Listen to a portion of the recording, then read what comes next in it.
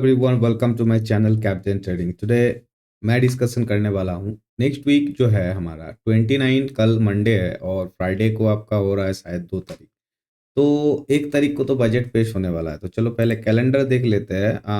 2 तारीख जो है फ्राइडे को है, राइट। 1 तारीख बृहस्पतिवार को बजट है, लेकिन ये बजट उतना खास नहीं है, लेकिन फिर भी कुछ चीज़ों में ध्यान रखना जरूरी है। तो मैंने कुछ नोट्स बनाए हैं मार्केट में रिसर्च वगैरह करने के बाद। तो मैं चाहूँगा कि वीडियो को जो है पूरा देखिए आप, तो फिर आपको समझ में आएगा। कुछ 20 से 25 पॉइंट है मैंने नोट्स बनाया है, जिसके बारे में मैं आप लोगों को कुछ चीज़ें जो है बताना चाहूँगा, ठीक है। और बाद में लास्ट में, वीडियो के लास्ट में, निफ्टी और बैंक निफ्टी का कुछ 1-2 लेवल है जो मैं आप लोगों के साथ शेयर करना चाहूँगा, जो मुझे लगता है कि ये हो सकता है। और अगर इस चीज़ को आप मानेंगे तो शायद आपको एक बहुत अच्छा ट्रेडिंग सेशन मिल सकता है नेक्स्ट वीक में, खास करके उनके लिए जो ऑप्शन में बाइंग करते हैं। और कुछ पॉइंट्स ऐसा भी है जो लोग सेलिंग करते हैं, उनके लिए भी एक बहुत अच्छा इंपॉर्टेंट अपडेट्स मिल सकता है। बाकी टेलीग्राम का क्यूआर कोड आपको ऊपर में दिख रहा होगा, आप ज्वाइन कीजिए। वहाँ पे जो है दुनिया भर का जो भी न्यूज़ रिलेटेड होता है हमारे साथ, वो मैं अपडेट देता रहता हूँ। तो वीडियो को पूरा देखिए और चलिए जल्दी से वीडियो को शुरू करते हैं। ज़्यादा टाइम नहीं लगाएंगे, थोड़ी देर में वीडियो खत्म भी हो जाएगा। आप लोग अपडेट्स को देखिए और कुछ भी क्वेश्चन हो या कुछ भी सजेशन हो मेरे लिए तो कमेंट्स में ज़रूर बताइएगा, ठीक है। तो चलिए शुरू करते हैं वीडियो।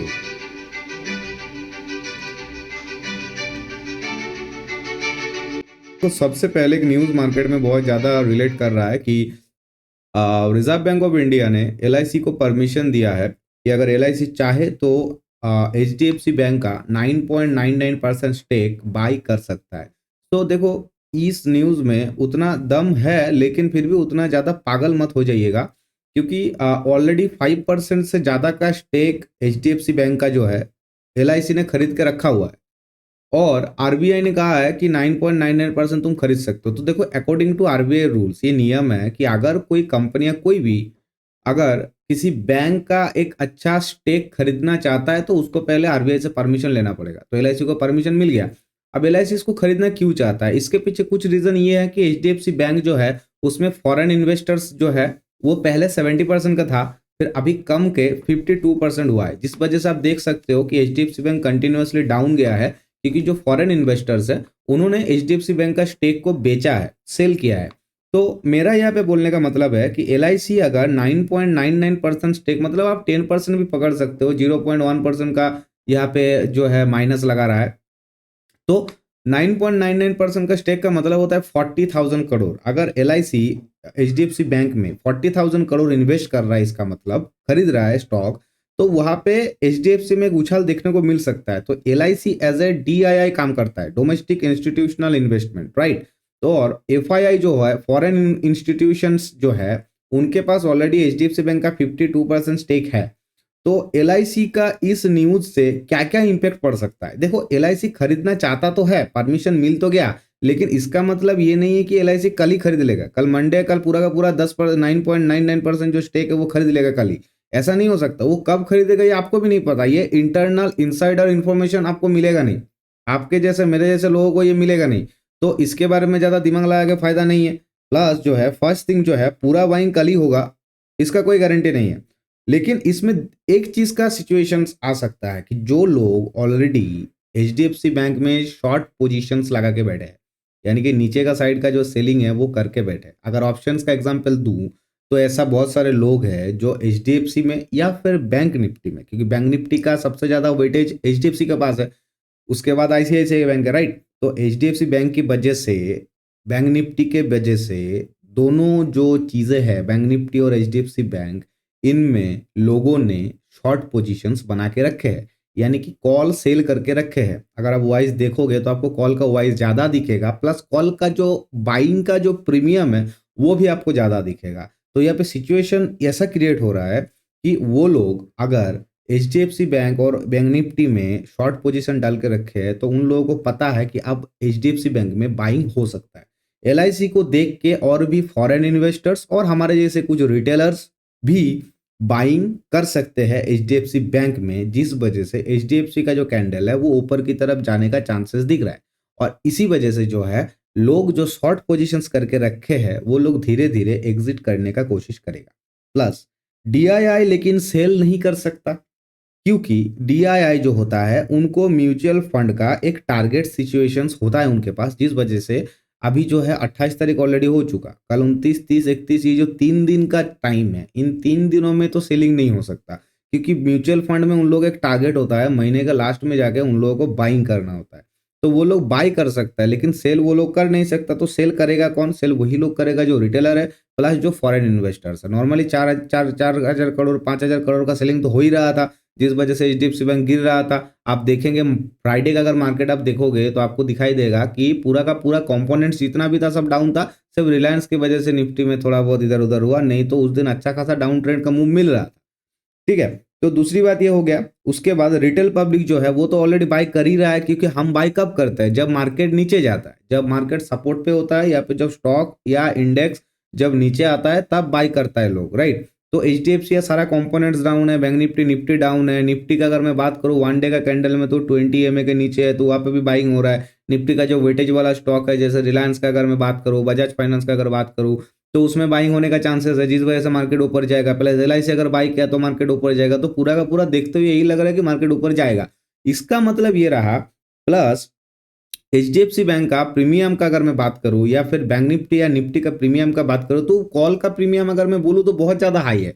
अब एक बात बताओ, हाई प्रीमियम में कोई बाय करेगा, या फिर प्रीमियम जब डीके होकर थोड़ा नीचे आएगा तब लोग बाय करेगा? इसका सरल आंसर यही है कि जब मार्केट ऊपर में रहता है तो कोई बाय नहीं करता, जब वो डीके होकर नीचे जाता है प्रीमियम तब बाइंग होता है। जिस वजह से यहाँ पे मार्केट में वोलेटिलिटी अच्छा खासा क्रिएट होने वाला है, और बायर्स के लिए ये बहुत अच्छा चीज जो है, मैं ये खुद महसूस किया कि जो बायर्स है ऑप्शंस में जो लोग करते हैं ट्रेडिंग, उन लोगों को बाइंग थोड़ा अवॉइड करना सही होगा उन लोगों के लिए, खास करके कल।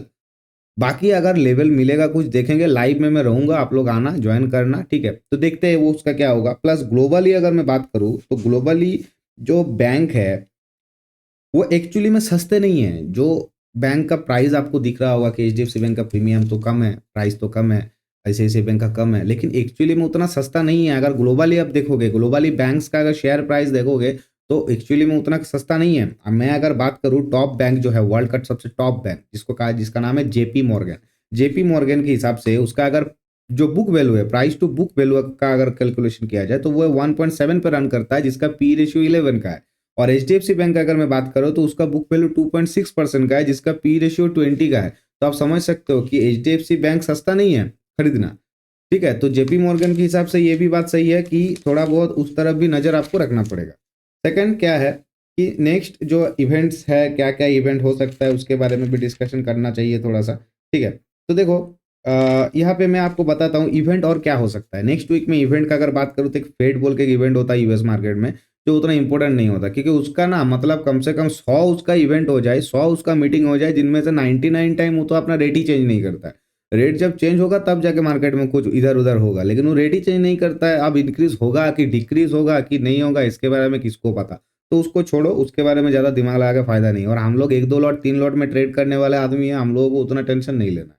मंडे का एक्सपायरी का अगर बात करूं तो बैंक एक्स और मिड कैप का एक्सपायरी मंडे का है, तो मंडे तो चला गया, लेकिन 1 तारीख को निफ्टी का एक्सपायरी हो रहा है। लेकिन फर्स्ट डे है मंथ का, बजट भी है और निफ्टी के एक्सपायरी भी है, तो उस दिन भी थोड़ा चौकन्ना रहना जरूरी है। बजट की वजह से जो है वोलेटिलिटी रहेगा।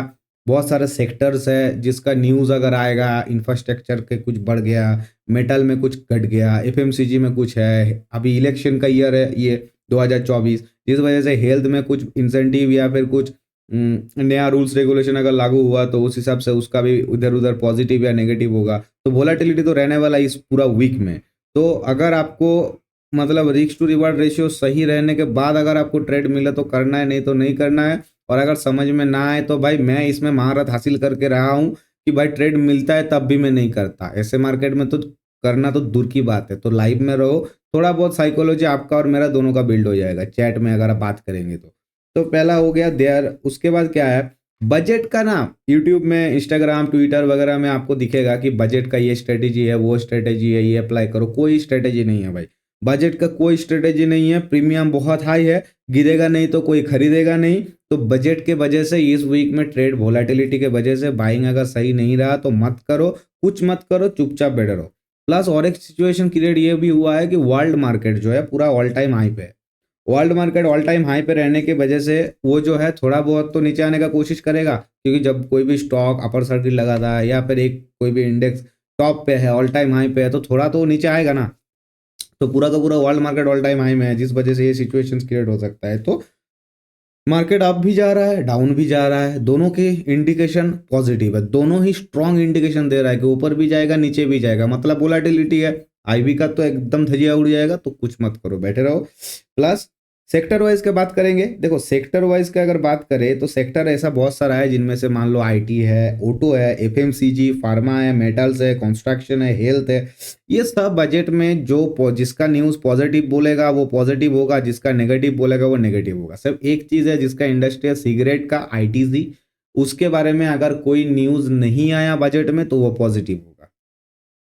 अगर न्यूज़ नहीं आया तो पॉजिटिव होगा, नहीं तो जैसा है वैसे ही है। न्यूज़ क्या आता है उसके ऊपर डिपेंड करके उछाल कूद होगा, तो थोड़ा ये रहना चाहिए। बाकी जो बड़े कंपनीज़ है, जैसा रिलायंस हो गया, अदानी हो गया, बिरला हो गया, ये सब जो बड़े-बड़े कंपनीज़ है, गुजरात में जो वाइब्रेंट वाइब्रेंट का जो इवेंट हुआ था, समिट हुआ था, वहाँ पे इन लोगों ने कहा था कि अंबानी जी ने, अदानी जी ने, महिंद्रा जी ने, सब लोगों ने कहा ना कि बहुत सारा इन्वेस्टमेंट करना है, बहुत सारा। तो गवर्नमेंट देखो कुछ ना कुछ तो इंसेंटिव स्कीम लाएगा इन लोगों के लिए, ताकि ये लोग जो है अपना इन्वेस्टमेंट कर सके। तो जिस वजह से इन सब कंपनी में भी उछाल आने का चांसेस है। प्लस मोदी जी का जो कुछ भाषण मैंने देखा और कुछ ट्वीट्स वगैरह भी देखे, जहाँ पे दिख रहा है कि रिन्यूएबल एनर्जी जो है उसके ऊपर गवर्नमेंट अब काम करने वाला है।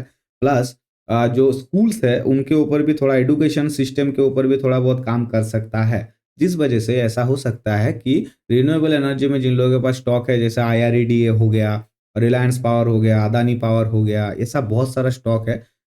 तो उस सब में अगर होल्डिंग है तो उसका एक सपोर्ट और रेजिस्टेंस बना लेना, फीब रिट्रेसमेंट डाल के 1 डे का कैंडल में 200 ईएमए या 20 ईएमए यूज़ करना, ठीक है। अगर सपोर्ट तोड़ देता है तो एग्जिट करना, शॉर्ट सेलिंग करने का कोशिश करना, ज़्यादा होल्ड करने का कोशिश मत करना। अगर आपको एक स्टॉक में 60-70% का प्रॉफिट मिला है लास्ट 1 डेढ़ महीने में, तो आपको थोड़ा बहुत प्रॉफिट बुक कर लेना चाहिए, क्योंकि मुझे लगता है बजट की वजह से प्रॉफिट बुकिंग हो सकता है। ठीक है? तो इस ये है कुछ इंपॉर्टेंट पॉइंट। अब देखो मार्केट के बारे में अगर मैं आपको बताऊँ तो मार्केट के बारे में निफ्टी का अगर मैं बात करूँ, तो निफ्टी देखो 20,500 जो लेवल है निफ्टी का, इसके ऊपर ही आपको रियल ब्रेकआउट देखने को मिल सकता है। और अगर नीचे की तरफ का बात करें तो 20,200 के नीचे नेगेटिव है। और बैंक निफ्टी का अगर बात करूँ तो 45,000 के ऊपर पॉजिटिव मूव आपको मिलेगा और 44,800 के अंदर नेगेटिव मूव मिलेगा। मतलब निफ्टी में मैंने 300 पॉइंट का रखा है नो ट्रेड जोन, और बैंक निफ्टी में मैंने 200 पॉइंट का रखा है नो ट्रेड, सॉरी 200, हाँ 200 पॉइंट का रखा है मैंने नो ट्रेड जोन। बाकी देखो फीब रिट्रेसमेंट का यूज करके आप इसका पता लगा सकते हो। प्लस ऑप्शन चेन देखोगे, ओआईज वगैरह देखोगे तो इसका अच्छी तरीके से पता लगेगा। अगर आपको नहीं पता कि ऑप्शन चेन कैसे देखना है या फिर ट्रेडिंग कैसे स्टार्ट करना है, या फिर ये सब चीज़ें जो है रेलवे स्टॉक वगैरह ये सब जो है, इसका वीडियोस आपको मेरा यूट्यूब चैनल पे फ्री में मिल जाएगा। आप इसको देखिए, सीखिए, नोट्स बनाइए। कोई भी क्वेश्चन हो मुझे आप मैसेज कर सकते हैं, कमेंट कर सकते हैं वीडियो में, मैं सबका सही आंसर देता हूँ। और अगर आपका मेरे लिए कोई सजेशन है जहाँ पे मैं खुद को इम्प्रूव कर सकता हूँ, तो उसके बारे में भी अगर आप मुझे बोलेंगे तो कोई दिक्कत नहीं है, धीरे-धीरे अपडेट होता रहूँगा, ठीक है? तो देखो फिलहाल के लिए नेक्स्ट वीक के लिए मैंने जो बातें बताया, ये कुछ पॉइंट्स में बताया। आशा करूँगा आप लोगों ने वीडियो पूरा देखा है। अच्छा लगा तो लाइक कीजिएगा। कोई भी डिस्कशन हुआ तो मुझे कमेंट में ज़रूर बताइएगा, ठीक है? टेलीग्राम चैनल जॉइन कीजिए, ये सब न्यूज़ आपको धीरे-धीरे वहाँ पे मिलता रहेगा। बाकी मिलते हैं कल लाइव में सुबह 9:30-10 बजे के बाद। Till then thank you guys and happy Sunday.